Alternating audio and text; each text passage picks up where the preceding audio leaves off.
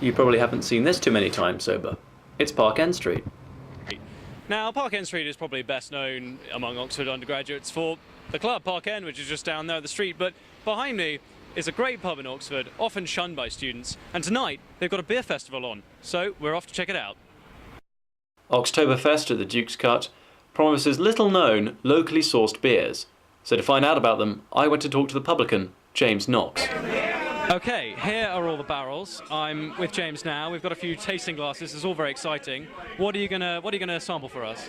Well, I think we'll try something quite light to start with. Then we'll go somewhere very dark, and then we'll try something in the middle. How do you feel about that? Okay, so first we've got the light one here, the Village Idiot it's called. This is from Farringdon, a White Horse brewery. Really popular at the minute. And it's much lighter, although it's quite sweet aftertaste, you'll find.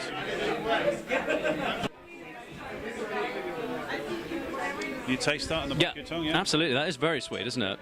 Okay, that's great. That's a lovely starter.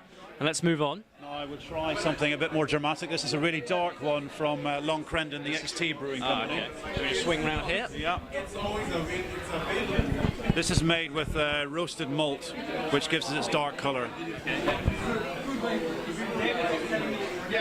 Yeah, yeah, that's very malty, yeah. And completely different to that. It's incredible. Incredible. Okay. And then in the middle, possibly the Bellingers from Grove. So this is the Bellingers from Grove. Really small little brewery, only been going a few years now. Really small plant, but they're producing excellent beers. And this is somewhere in the middle, although still quite a light taste, but in colour, in terms of colour, it's much darker.